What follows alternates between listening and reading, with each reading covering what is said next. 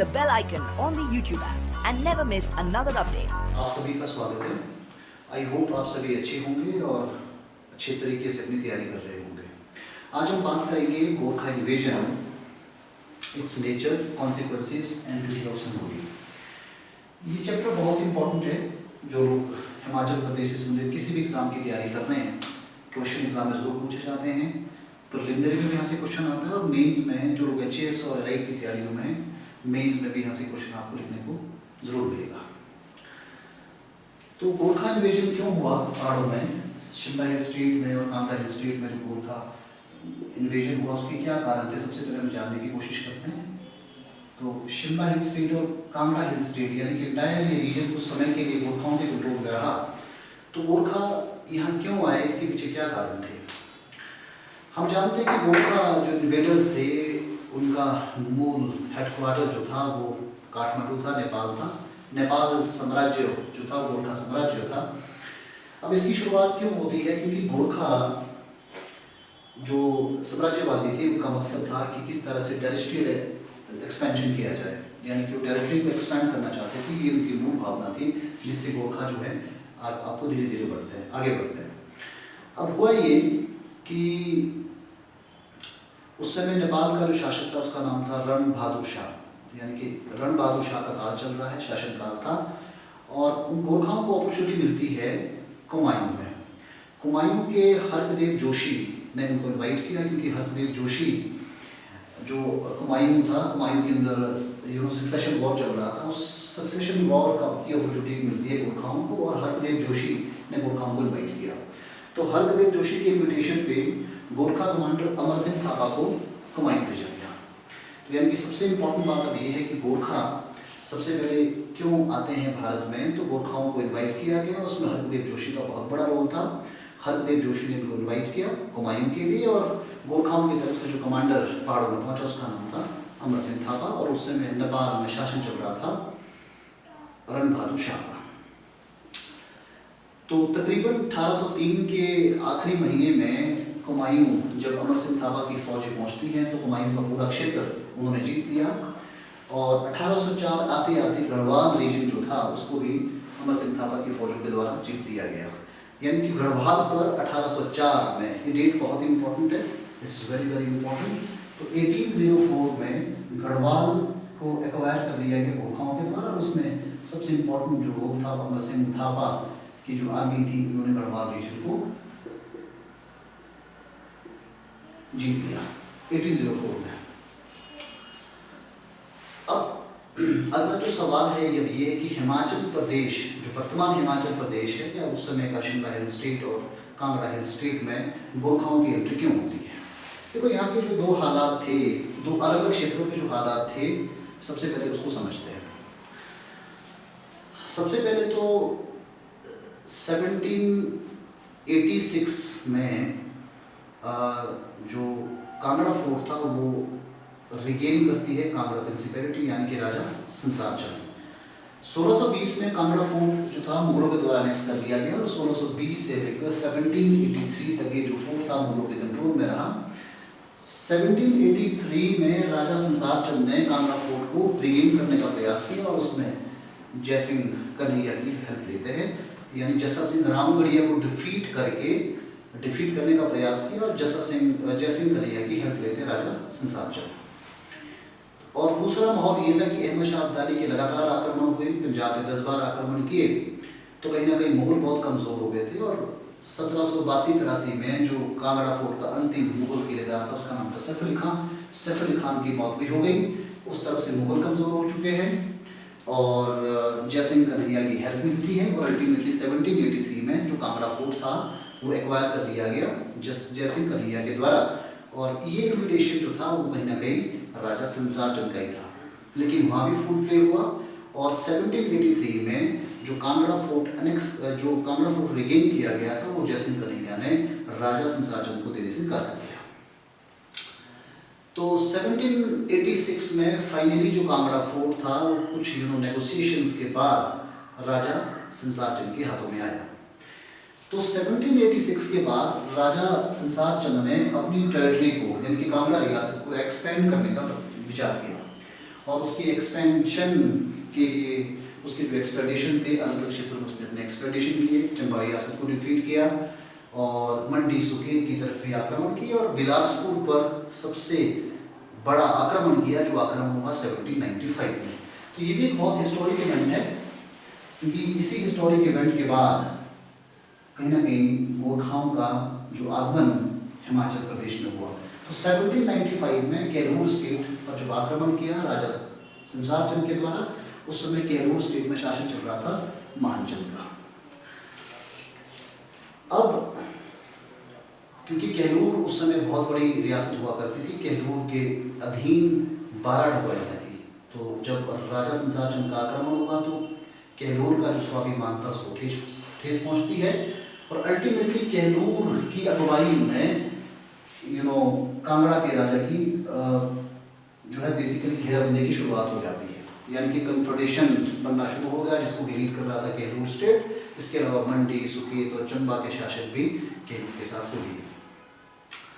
अब केलूर स्टेट ये चाहता था, यानी कि राजा मानचंद की सोच ये थी कि किस तरह से जो राजा संसार चंद को हराया जाए, डिफीट किया जाए, यानी कि जो उसकी बढ़ती हुई शक्ति है उसको किस तरह से रौंदा जाए। तो इसी काम के लिए अमर सिंह थापा को याद किया गया। तो 1804 ये बहुत इंपॉर्टेंट डेट है। 1804 में अमर सिंह थापा को इनवाइट किया गया केलूर स्टेट के द्वारा, यानी कि राजा मानचंद के द्वारा राजा संसार चंद की भेंट। तो this is very very important. तो कांगड़ा हिल स्टेट में जो गोरखाओं की एंट्री होती है, यानी कि अमर सिंह थापा की जो एंट्री होती है, उसमें सबसे इंपॉर्टेंट कड़ी था वो कड़ी रहा केलूर स्टेट का शासक, उसका नाम है महानचंद। तो महानचंद की इन्विटेशन पर गोरखा कमांडर अमर सिंह थापा की फौजें कांगड़ा पहुंच जाती है। मकसद ये था कि किस तरह से संसार चंद की जो उभरती हुई शक्ति थी उसको रौंदा जाए। तो कांगड़ा हिल स्टेट में गोरखा क्यों पहुंचे, किस लिए पहुंचे, हमारा एक पॉइंट क्लियर हो चुका है। अब दूसरा एक और शिमला हिल स्टेट की एक रियासत थी सिरमौर रियासत। सिरमौर रियासत में उस समय कर्म प्रकाश का शासन चल रहा था। तो राजा कर्म प्रकाश के शासन काल में ही उसका जो ब्रदर था, उसका भाई है कुंवर रतन सिंह, वो रिवोल्ट पे था, यानी कि एक तरह का कह सकते कि सिविल राइट्स हो गए, दूसरी तरह से हम कह सकते सक्सेशन वॉर चल रहे थे। तो कुंवर जो रतन सिंह था उसको सपोर्ट कर रहा था हिंदूर का शासक रामशरण चंद। तो अल्टीमेटली उससे क्या हुआ कि नाहन जो कि हेडक्वार्टर था उस समय सिरमौर रियासत का, एक आंदोलन का बहुत बड़ा अड्डा बन गया और कर्म प्रकाश को नाहन छोड़कर कांगड़ी फूट यानी कि पोंटा साहिब में उसको शेल्टर करना पड़ा, यानी कि सिरमौर रियासत अब कर्म प्रकाश के कंट्रोल से बाहर हो चुकी थी। तो कर्म प्रकाश बहुत परेशान है, कर्म प्रकाश को समझ नहीं आ रहा कि किस तरह से इस समस्या से बाहर आया जाए। तो कर्म प्रकाश ने अमर सिंह थापा को याद किया और अमर सिंह थापा, जैसे कि मैंने आपको बताया था कि 1804 तक अमर सिंह थापा ने उसकी फौजों ने गढ़वाल को जीत लिया था और अमर सिंह थापा का हेडक्वार्टर यानी कि नेत्रस आर्मी का हेडक्वार्टर था गढ़वाल हुआ करता था। तो गढ़वाल से 1804 में कर्म प्रकाश ने, जो कि सिरमौर रियासत का राजा था, अमर सिंह थापा को इनवाइट करता है। तो 1804 में सिरमौर में यानी कि शिमला हिल स्टेट में भी गोरखाओं की एंट्री हो जाती है। अब ये डेट्स आगे पीछे हो सकते, डेट तो यही है लेकिन मंथ आगे पीछे हो सकते हैं कि किस मंथ में वो सिरमौर पहुंचता है और किस मंथ में वो कांगड़ा पहुंचता है। तो कुल मिलाकर अब हिमाचल प्रदेश में जो गोरखाओं की एंट्री के दो रेफरेंस है। एक रेफरेंस ये है कि कर्म प्रकाश जो कि उस समय सिरमौर का शासक था, नाहन में उत्तराधिकार के लिए संघर्ष चल रहा है और उस उत्तराधिकार के संघर्ष का जो ध्वजा वाहक है उसका अपना भाई है जिसका नाम था कुंवर रतन सिंह और उस काम में उसकी मदद कर रहा था हिंदू का शासक रामशरण चंद। और दूसरा एपिसोड मैंने आपको बताया कि दूसरा एपिसोड कांगड़ा से है। राजा संसार चंद की जो बढ़ती हुई ताकत थी उसको रोकने का प्रयास किया गया और ये प्रयास हुआ था महानचंद की अगुवाई में जो कि केलूर का शासक था। तो इस तरह से गोरखाओं की यानी कि अमर सिंह थापा की फौजों की एंट्री होती है शिमला हिल स्टेट और कांगड़ा हिल स्टेट में। अब हुआ क्या, तो सबसे पहले हम सिरमौर वाले एपिसोड को कंटिन्यू करते हैं। तो 1804 में जब अमर सिंह थापा की फौजें नाहन पहुंचती है तो नाहन पहुंचने के बाद जो विद्रोही था कुंवर रतन सिंह उसको मार गिराया गया। और इसके अलावा जो हिंडूर का शासक जो कि सपोर्ट कर रहा था उसको भी डिफीट कर दिया गया और रामशरण को भागकर कालसी फोर्ट में शेल्टर होना पड़ा। तो ये भी बहुत इंपॉर्टेंट क्वेश्चन है, कई बार एग्जाम में क्वेश्चन पूछे जाते हैं कि जो रामशरण जल्द था जब वो डिफीट हुआ तो उसने किस फोर्ट में शेल्टर लिया, तो फोर्ट का नाम है कालसी फोर्ट में। और इसके अलावा इतना ही काफ़ी नहीं, जो सिरमौर में एक विद्रोह का माहौल था, एक आंदोलन का माहौल चल रहा था, वो गोरखाओं ने उसको शांत किया। लेकिन जैसा कि अक्सर होता है, जो साम्राज्यवादी होते हैं वो किसी की अगर मदद भी करते हैं उसके बदले में उस रियासत को भी हड़प लेते हैं। तो बिल्कुल ऐसा ही सिरमौर के साथ भी हुआ। अमर सिंह थापा और उनकी फौजों ने सिरमौर में कर्म प्रकाश को भी डिफीट कर दिया और उसको भागने के लिए मजबूर कर दिया। अब कर्म प्रकाश के पास कोई ऑप्शन नहीं है, तो कर्म प्रकाश जो है सिरमौर रियासत से फ्लड कर जाता है और अम्बाला के भूरिया में शेल्टर देता है।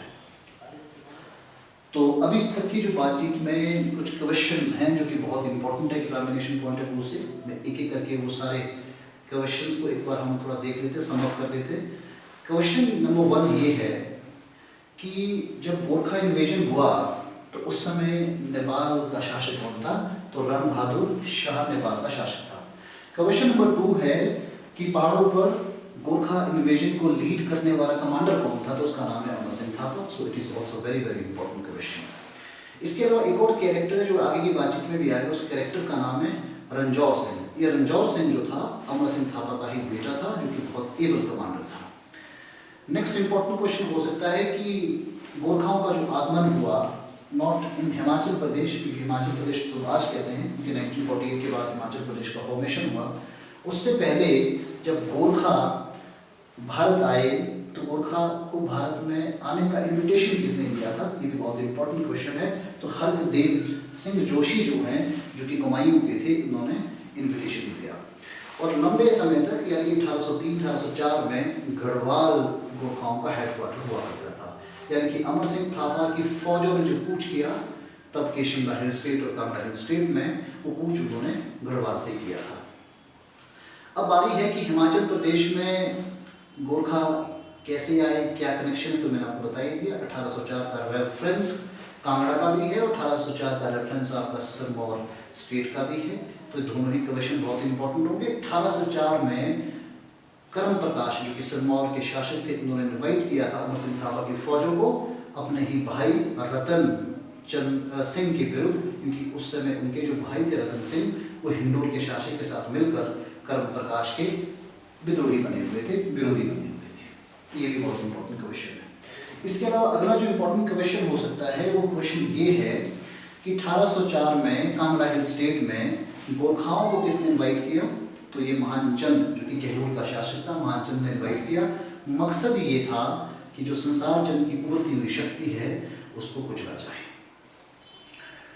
अब तो शिमला वाले एपिसोड में भी मैंने आपको बताया कि और क्वेश्चन क्या हो सकते हैं कि 1804 में जब अमर सिंह थापा की फौज यहाँ पहुँचती है तो कुंवर जो रतन सिंह था जो कि विरोधी था उसको मार गिराया गया और हिंदू के शासक को डिफीट किया गया और अल्टीमेटली उसको कालसी फोर्ट में शेल्टर लेना पड़ा। और इसके अलावा 1804 तक जो सिरमौर रियासत थी वो रियासत गोरखाओं के कंट्रोल में आ गई थी और जो कर्म प्रकाश है उसको यहाँ से फ्लड करना पड़ा और वो अम्बाला के भूरिया में शेल्टर हो जाता है। अब हम कांगड़ा वाले एपिसोड को कंटिन्यू करते हैं कि कांगड़ा वाले एपिसोड में क्या हुआ। तो 1804 में जब अमर सिंह थापा को इनवाइट किया गया तो एक ज्वाइंट कन्फेडरेशन बनता है और उस ज्वाइंट कन्फेडरेशन को लीड कर रहे थे महानचंद जो कि गहलोर के शासक थे। यानी कि 1804 का जो कन्फेडरेशन है, 1805 का जो कन्फेडरेशन है उसमें एक तरफ गहलोर वर्सेस कांगड़ा हो गया। गहलोर का शासक महानचंद है और गहलोर के शासक को सपोर्ट कर रहे हैं चंबा का राजा, मंडी का राजा, सुकेत का राजा और इनका कमांडर है अमर सिंह थापा। यानी कि गोरखा फोर्सेस उनके साथ मिलकर इस बैटल को लड़ रही है।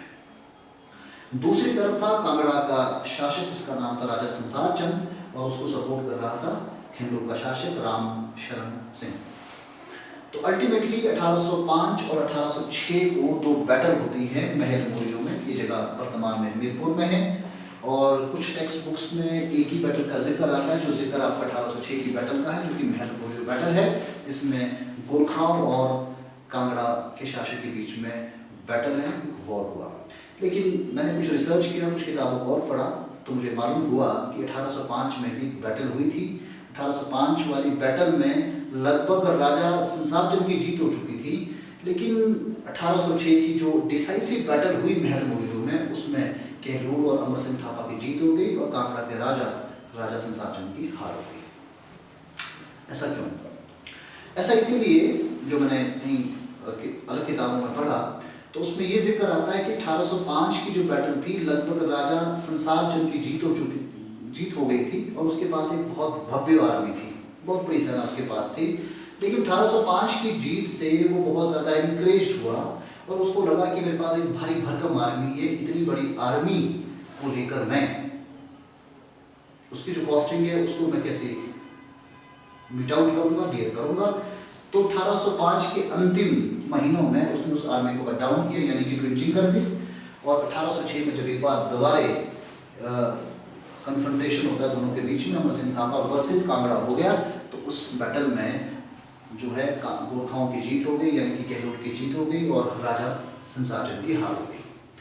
तो अल्टीमेटली अब राजा संसारचंद जो उभरती हुई ताकत था वो डिफीट हो जाता है और उसको अपने आप को शेल्टर करना पड़ता है कांगड़ा फोर्ट में। तो 1806 से 1809 तक गोरखाओं ने कांगड़ा फोर्ट को घेर के रखा। राजा संसारचंद के पास इस समस्या का कोई सोल्यूशन नहीं है और वो फोर्ट के अंदर उसने शेल्टर किया है। गोरखा हालांकि फोर्ट को भेद नहीं पाए, लेकिन अंदर ही अंदर राजा संसारचंद के मन में ये बात थी कि अगर गोरखा ऐसे ही घेर के रखेंगे तो कैसे इस समस्या का सोल्यूशन निकलेगा। और कहते हैं कि राजा संसारचंद ने इस काम के लिए अपने भाई, छोटे में उसका नाम था फतेह चंद, को जिम्मेदारी दी कि वो सिखों का उस समय जो महान शासक था राजा रणजीत सिंह के साथ मुलाकात करे और इनवाइट करे गोरखाओं को डिफीट करने के लिए। तो अल्टीमेटली 1809 में दोनों के बीच में ट्रीटी होती है ज्वालाजी में, जिसमें ये तय हुआ कि रणजीत सिंह की सेनाएं कूच करेगी और गोरखाओं को डिफीट करेगी। और उसके बाद ये भी तय हो गया कि ये जो रणजीत सिंह की तरफ से हेल्प होगी कांगड़ा के राजा की, उसके बदले में क्या होगा। तो यानी नेगोशिएशन में तय हुआ। नेगोशिएशन में ये तय होता है कि 66 गांव जो कांगड़ा के हैं और कांगड़ा फोर्ट राजा रणजीत सिंह को ट्रांसफर किया जाएगा अगर इस वॉर में, इस बैटल में वो गोरखाओं को डिफीट कर लेते हैं। तो कुल मिलाकर अब आप देखिए कि 1809 का ये बैटल होता है, जिसमें कि एक तरफ आपके गोरखास थे, दूसरी तरफ आपके सिख थे। और 1809 के बैटल में सिखों की आर्मी ने गोरखाओं को वहाँ से डिफीट किया। दोनों के बीच में एक समझौता होता है और समझौते में ये तय हुआ कि गोरखा यानी कि अमर सिंह थापा की जो फौजें हैं ब्यास से सतलुज के बीच का जो पूरा रीजन है उसको खाली कर देंगे, यानी कि सतलुज तक का रीजन उनको पूरा लिबरेट करना है, खाली करना है। तो इस तरह से जो गोरखाओं की उभरती हुई शक्ति थी, जो कि केहलूर के शासक के सहयोग से सतलुज से ब्यास क्षेत्रों पर एक छत्र अपना राज करना चाहती थी, उसका अंत होता है 1809 में सिखों के द्वारा, यानी कि महाराजा रणजीत सिंह के द्वारा। तो 1809 के बाद अब गोरखाओं ने क्या किया, अपना पूरा जो कॉन्सेंट्रेशन था वो शिमला हिल स्टेट की तरफ वो पूरा अपना ध्यान लगाते हैं। और इसी कड़ी में अमर सिंह थापा ने अपना हेडक्वार्टर बनाया भागल स्टेट की राजधानी अर्की को। अर्की का शासक का नाम था जगत सिंह। जगत सिंह अर्की से भागा, उसको भागना पड़ा और अर्की जो है पूरा का पूरा कंट्रोल में आ गया था अमर सिंह थापा की फौजों के पास, यानी कि गोरखाओं का जो नया अब हेडक्वार्टर था वो था अर्की। तो 1809 के बाद तकरीबन 1810 तक शोगी हो, धामी हो, क्योंथर हो और जुब्बल हो, ये सारी की सारी जो रियासतें थी अमर सिंह थापा ने इन रियासतों को जीत लिया। और ना केवल 1810 में इन रियासतों को जीता, और 1811 के एक्सप्लोरेशन में चौपाल हो, बलसन हो, आज का चौपाल यानी तब का बलसन, और इसके अलावा रामपुर और रामपुर के आसपास की जितनी भी छोटी ठुकराइयाँ थी, इनको भी अमर सिंह थापा की फौजों ने जीत लिया। तो कुल मिलाकर 1811 तक, यानी कि रामपुर उस समय बुशहर उस समय बड़ी रियासत हुआ करती थी और बाकी बुशहर के साथ लगती छोटी छोटी ठुकराइयों पे गोरखाओं का एक छत्र राज होता था। यानी कि 1811 में बुशहर रियासत को भी डिफीट कर लिया गया और बुशहर का शासक उस समय जो था, उस शासक का नाम था महेंद्र सिंह। तो महेंद्र सिंह को भी शेल्टर करना पड़ा और महेंद्र सिंह भाग के कामरू फोर्ट चला गया और अल्टीमेटली गोरखाओं ने महेंद्र सिंह से 12,000 एनुअल टैक्स की शर्त पर जो सरहद से ऊपर के क्षेत्र का जो अधिकार था शासन करने का, वो उनको दे दिया। और इसके अलावा जो शिमला हिल स्टेट की उस समय बड़ी रियासत हुआ करती थी, वो रियासत ही क्योंथर। क्योंथर का जो शासक था वो भी था मोहिंदर सेन। तो महेंद्र सेन को भी यहाँ से फ्लैट करना पड़ा। महेंद्र सेन भाग के मंडी चला जाता है, यानी कि कुल मिलाकर 1803 के बाद यानी 1804 के बाद से लेकर 1814-15 तक ये पूरा का पूरा जो एंटायर शिमला हिल स्टेट का रीजन था गोरखाओं के कंट्रोल में आ गया। तो हमारा एक पार्ट तो खत्म हो चुका है जिसमें कि गोरखा हिमाचल प्रदेश में क्यों आए, दूसरा गोरखा का जो टेरिस्ट्रियल एक्सपेंशन हिमाचल प्रदेश में था वो किस तरह का रहा, उसके पीछे क्या मकसद थे और क्या घटनाएं थी, वो तमाम बातें हमने जानी। अब हम बात करते हैं कि किस तरह से और ऐसे क्या कारण रहे जिससे कि गोरखा और ईस्ट इंडिया कंपनी के बीच में टेंशन क्रिएट हो गया। देखो, ईस्ट इंडिया कंपनी का भी मकसद ये था कि वो एक बेसिकली कंपनी थी और सबसे बड़ा मकसद उनका ये था कि किस तरह से जो ट्रेड है उसमें मोनोपोली हासिल किया जाए, और दूसरा मकसद ये था कि ट्रेड में मोनोपोली तभी पॉसिबल हो सकती है कि जब आपका टेरिस्ट्रियल एक्विजिशंस होगा, जब आप किसी टेरिटरी को अपना एक्वायर करेंगे। तो यही सबसे बड़ी वजह बनती है ईस्ट इंडिया कंपनी और अंग्रेज़ों के बीच में, ईस्ट इंडिया कंपनी और गोरखाओं के बीच में टसल की। यानी कि शिमला हिल स्टेट हो, आपका गढ़वाल हो, आपका कुमायूं, ये पूरा का पूरा रीजन जो था गोरखाओं के कंट्रोल में आ चुका था। तो ईस्ट इंडिया कंपनी को बिल्कुल भी बर्दाश्त नहीं हो पा रहा था कि गोरखा यहाँ की बड़ी ताकत बन चुकी है, पहली बात। दूसरी बात, क्योंकि गोरखा ईस्ट इंडिया कंपनी की जो निगाह थी वो सेंट्रल एशिया के साथ ट्रेड करने की थी, तिब्बत के साथ ट्रेड करने की थी, और उस ट्रेड करने की जो इनकी मंशा थी उसमें एकमात्र यदि शक्ति कोई थी जो बाधा उत्पन्न कर रही थी वो थे गोरखास। क्योंकि जो भी रास्ते हैं इस सिल्क रूट के, यानी कि जो ट्रेड रूट है, ये ट्रेड रूट पूरा का पूरा जो था गोरखाओं के कंट्रोल में था। तो कहीं ना कहीं स्वाभाविक था कि दोनों के बीच में टेंशन क्रिएट होगी। तो ये दूसरा बड़ा रीजन। तीसरा बड़ा रीजन, जब गोरखाओं ने हिंदू स्टेट को भी जीत लिया और पटियाला के 6 गांवों को भी जीत लिया, तो कहीं ना कहीं अंग्रेजों ने गोरखाओं को काउंटर करने का प्लान बनाने की शुरुआत करते हैं। तो तीसरा बड़ा ये रीजन था। और चौथा बड़ा ये रीजन था कि ब्रिटिश प्रोटेक्टेड कुछ क्षेत्र थे, वो क्षेत्र जैसे बटवाल हो गया, शसोर हो गया, इन दोनों क्षेत्रों को जब गोरखाओं ने जीता तो कहीं ना कहीं अंग्रेजों ने गोरखाओं को सबक सिखाने का मन बना लिया। तो लॉर्ड हेस्टिंगस जो उस समय भारत के गवर्नर जनरल थे, उन्होंने प्लान बनाया कि किस तरह से गोरखाओं को यहाँ से डिफीट किया जा सकता है। एक वजह तो ये थी, मतलब वजह ये थी कि दो साम्राज्यवादी जो शक्तियां थी वो एक दूसरे के सामने खड़ी हो गई। दोनों का मकसद ये था कि किस तरह से अपनी टेरिटरी को एक्सपेंड किया जाए। और दूसरी बात एक और थी, क्योंकि जिन पहाड़ी शासकों की रियासतें गोरखाओं ने मर्ज कर दी थी या उनको अपने कंट्रोल में ले लिया था, वो भी अपनी रियासतों को रिगेन करना चाहते थे। यानी कि अंग्रेजों के अपने इंटरेस्ट हैं और उनको साथ मिलता है पहाड़ी शासकों का, क्योंकि पहाड़ी शासकों की जो रियासतें थी वो गोरखाओं ने उनको एनेक्स कर दिया था। तो एक बैटल वाला माहौल तैयार हो जाता है और अल्टीमेटली 1 नवंबर 1814 को एंग्लो गोरखा वॉर का अनाउंसमेंट हो जाता है। तो ये भी बहुत इंपॉर्टेंट क्वेश्चन है।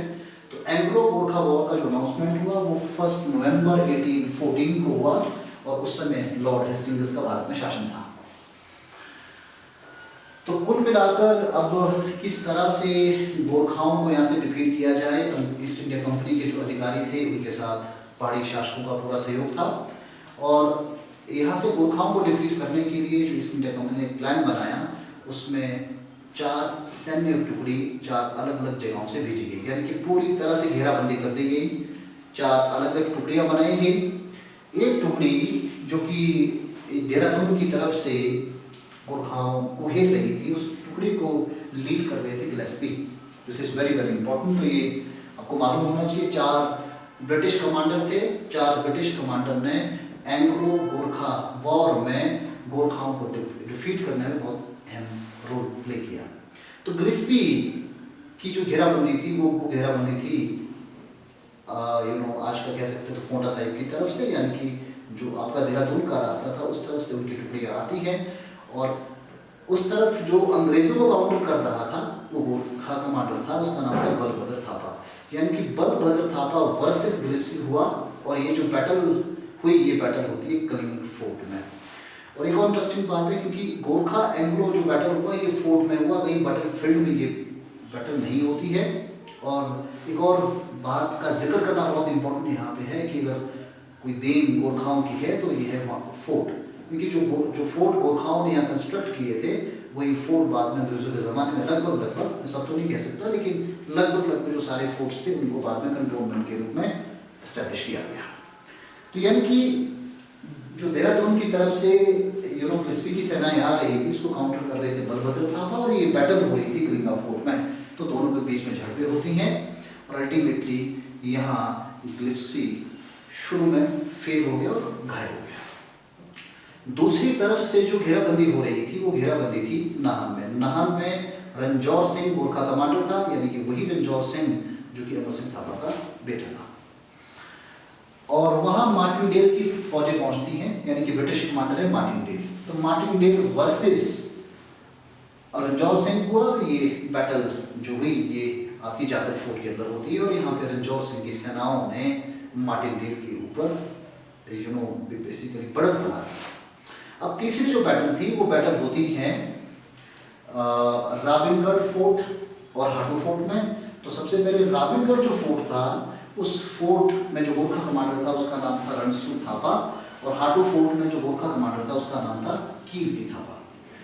और इस दोनों ही फोर्ट को में गोरखाओं को काउंटर करने के लिए जो कमांडर था उसका नाम था फ्रेजर, विली फ्रेजर। तो विली फ्रेजर की जो फौजें थी जिसमें कि स्थानीय शासकों का भी पूरा कंट्रीब्यूशन था, वो राबिनगढ़ फोर्ट और हाटू फोर्ट में गोरखाओं को काउंटर कर रही थी। यानी कि आप रफली कह सकते हैं कि चौपाल, जुब्बल और बुशहर वाला ये पूरा जो इलाका आता है, इस पूरे इलाके को जो गोरखाओं की तरफ से कमांडर था उसका नाम था फ्रेजर, यानी कि विली फ्रेजर, और गोरखाओं की तरफ से कमांडर थे कीर्ति थापा जो कि हाटू फोर्ट में था और रणसू थापा जो कि राबिनगढ़ फोर्ट में अंग्रेजों को टक्कर दे रहा था। अब यहाँ एक और एग्जामिनेशन पॉइंट ऑफ व्यू से एक एंगल है। वो एंगल क्या है कि जैसे मैंने आपको कहा कि गोरखाओं के विरुद्ध अंग्रेजों को हेल्प कर रहे थे यहाँ के स्थानीय शासक भी। तो यानी कि वजीर डांगी और प्रेमू ये जुब्बल रियासत के वजीर थे। इन्होंने राबिनगढ़ फोर्ट में गोरखाओं को डिफीट करने में फ्रेजर की मदद की। इसी तरह से बुशहर रियासत के जो वजीर थे टिकमदास और एक और दूसरा वजीर था, इन दोनों वजीरों ने भी हाटू फोर्ट में कीर्ति थापा को डिफीट करने में फ्रेजर की मदद की। यानी कि जो तीसरा मोर्चा था उस तीसरे मोर्चे में राबिनगढ़ फोर्ट में रणसू थापा है और हाटू फोर्ट में कीर्ति थापा है और इन दोनों गोरखा कमांडर को काउंटर करने की जिम्मेदारी थी विली फ्रेजर की। जो चौथा और सबसे अहम मोर्चा था वो मोर्चा था डेविड ऑक्टोलोनी वर्सेस अमर सिंह थापा का। ये चौथा जो मोर्चा है इसमें 2 फोर्ट है, एक रामगढ़ फोर्ट है, दूसरा आपका मालौन फोर्ट है। रामगढ़ फोर्ट में शुरू में अमर सिंह थापा मोर्चे को संभाले हुए था और जो मालौन फोर्ट है उस फोर्ट में जो मोर्चा वो भक्ति थापा के कंट्रोल में था। और इन दोनों ही फोर्ट में जो गोरखा कमांडरों को डिफीट करने की जिम्मेदारी थी डेविड ऑक्टोलोनी की, मेजर डेविड ऑक्टोलोनी की। और मेजर डेविड ऑक्टोलोनी की सेनाएं इन दोनों फोर्ट में गोरखाओं से भिड़ी। अब शुरू में क्या हुआ कि जब डेविड ऑक्टोलोनी की सेनाओं ने रामगढ़ फोर्ट में अमर सिंह थापा को डिफीट किया तो अमर सिंह थापा को हेल्प करने के लिए रणजौर सिंह अपनी सेनाओं को लेकर रामगढ़ फोर्ट पहुंचता है। लेकिन जब उनको लगा कि रामगढ़ फोर्ट को अंग्रेजों ने चारों तरफ से घेर लिया है तो किसी तरह से अपने आप को उन्होंने एस्केप किया और वो मालौन फोर्ट में पहुंच जाते हैं। अब जो डिसाइसिव बैटल है एंग्लो गोरखा वॉर की वो लड़ी गई मालौन फोर्ट में। मारोल फोर्ट का जो कमांडर था उस कमांडर का नाम है भक्ति थापा। सबसे ओल्डेस्ट कमांडर गोरखा फौजों में और सबसे ब्रेव। अब जब डेविड ऑक्टोनोटी की सेनाओं ने मारोल फोर्ट को भेजा तो उस समय जो आपका भक्ति थापा था उसकी मौत हो जाती है। भक्ति थापा, जैसे मैंने आपको कहा कि सबसे ब्रेव कमांडर था, भक्ति थापा की मौत से अमर सिंह थापा के हौसले टूट गए। और दूसरा एक और वजह ये भी थी कि जो कुमायूं रीजन था वो भी कहीं ना कहीं गोरखाओं के हाथों से निकल गया। फिर दो बड़ी घटनाएं हुई। पहली कौन सी घटना? पहली ये घटना कि जो भक्ति थापा की मौत हो जाती है मारोल फोर्ट में, और दूसरी कुमायूं क्षेत्र का गोरखाओं के हाथों से निकल जाने के कारण अमर सिंह थापा के हौसले पस्त हो गए और अल्टीमेटली अमर सिंह थापा रणजौर सिंह और उनकी सेनाओं को सरेंडर करना पड़ा। यानी कि इंपॉर्टेंट क्वेश्चन ऑफ एग्जाम में ये है कि एंग्लो गोरखा वॉर की जो डिसाइसिव बैटल थी वो कहाँ लड़ी गई। तो ये डिसाइसिव बैटल जो हुई, ये बैटल होती है मारोल फोर्ट में, जो कि प्रेजेंट टाइम में हिंडोर यानी कि नालागढ़ का हिस्सा है। तो ये था कि किस तरह से गोरखा और अंग्रेजों के बीच में एंग्लो गोरखा वॉर में बैटल होती है। तो 4 कमांडर गोरखाओं की तरफ से, 4 कमांडर अंग्रेजों की तरफ से थे और गोरखा की तरफ से जो कमांडर थे वो कुल मिला के 6 कमांडर थे। इन कमांडर्स के नाम बहुत इंपॉर्टेंट होंगे, यहाँ से क्वेश्चन पूछे जा सकते हैं और कभी कभी मैच करने को भी क्वेश्चन आ सकते हैं। हो सकता है कि एक तरफ आपको गोरखा कमांडर के नाम दिए और दूसरी तरफ आपको ब्रिटिश कमांडर्स के नाम हो, और फिर आपको बताना है कि किस ये जो बैटल हुआ किन किन के बीच में हुआ, या Gorkha commander versus Anglo commander का जो राइट मैच है वो क्या है। तो अल्टीमेटली जब ये बैटल हुआ और 3-4 महीने ये पूरा बैटल हुआ और इस बैटल में यानी कि इस वॉर में गोरखा डिफीट हो गया। गोरखा डिफीट हो गए, जैसा कि आमतौर पे होता है कि जब 2 पार्टी वॉर में होती है और वॉर के बाद जो हारने वाली पार्टी होती है उसको समझौता करना पड़ता है और समझौते की कुछ शर्तें होती हैं जो जीतने वाली पार्टी हारने वाली पार्टी को लाती है। तो अब इस वॉर के बाद एक समझौता होता है, एक ट्रीटी होती है, उसे कहते हैं ट्रीटी ऑफ संगोली। ये भी बहुत important examination point of view से। ट्रीटी ऑफ संगोली की डेट सबसे इंपॉर्टेंट है। ट्रीटी ऑफ संगोली होती है 28 नवंबर 1815 को। तो यानी कि इस डेट से इसकी शुरुआत हुई और एक्चुअल इसमें जो साइन हुए थे वो साइन हुए थे 2 दिसंबर 1815 को। और कई बार क्वेश्चन पूछा जाता है एग्जाम में कि सिग्नेटरी कौन है। तो अंग्रेजों की तरफ से जो सिग्नेटरी थे वो सिग्नेटरी थे पेरिस ब्रैडशाह और गोरखाओं की तरफ से जो सिग्नेटरी थे वो थे राजगुरु गजराज मिश्रा और चंद्रशेखर उपाध्याय। सो ये कैरेक्टर बहुत इंपॉर्टेंट है, ये यहाँ से क्वेश्चन एग्जाम में पूछे जाते हैं।